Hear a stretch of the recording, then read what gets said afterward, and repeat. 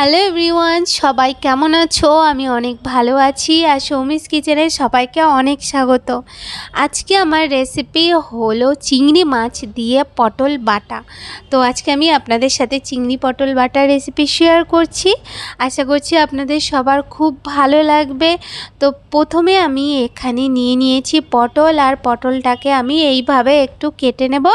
এরপর পটলটাকে ধুয়ে নিয়ে আমি পটলটাকে পেস্ট বানিয়ে নেব। এই যে দেখুন, এরকম পেস্ট বানিয়ে নিতে হবে। এরপর আমি নিয়ে নেব চিংড়ি মাছ, আর চিংড়ি মাছটা নিয়ে এরপর আমি চিংড়ি মাছটাকে মিক্সিং বলে নিয়ে ওর মধ্যে আমি দিয়ে দেবো 4-5টার মতন কাঁচা লঙ্কা।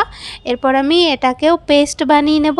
আর আপনারা যেমন ঝাল খাবেন সেই বুঝে কিন্তু লঙ্কা কম বেশি করে দিয়ে দেবেন। এরপর আমি গ্যাসের উপরে প্যান বসিয়ে দিয়ে ওর মধ্যে আমি দিয়ে দেব সামান্য একটু তেলটা দিয়ে এরপর আমি ওর মধ্যে দিয়ে দেব 3টে শুকনো লঙ্কা, আর আমি দিয়ে দেব 1/2 চামচের মতন একটু মেথি। এরপর আমি মেথি আর শুকনো লঙ্কাটাকে তেলের সাথে একটু ভালো করে একটু কালার চেঞ্জ হয়ে যাওয়া পর্যন্ত ফ্রাই করে নিতে হবে। যখন কালারটা চেঞ্জ হয়ে যাবে তখন আমি ওর মধ্যে দিয়ে দেব 1 চামচের মতন রসুন। তো এখানে আমি রসুনটাকে ভালো করে থেতো করে নিয়ে দিয়েছি, আপনারা রসুনের পেস্টও দিয়ে দিতে পারেন।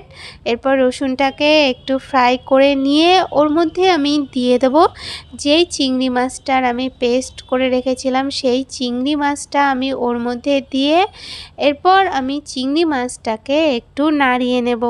আর এখানে চিংড়ি মাছটা নাড়ানোর সাথে সাথেই দেখতে পারবেন যে চিংড়ি মাছটার থেকে একটু জল বেরোনো শুরু হয়ে গেছে। তো জলটা শুকানো অবধি চিংড়ি মাছটাকে একটু ভালো করে নাড়িয়ে নিতে হবে। আর ততক্ষণ আপনারা আমার চ্যানেলে নতুন হয়ে থাকলে তাহলে প্লিজ আমার চ্যানেলকে সাবস্ক্রাইব করে দেবেন। আর আমার রেসিপি ভালো লাগলে অবশ্যই লাইক, কমেন্ট আর শেয়ার করতে ভুলবেন না।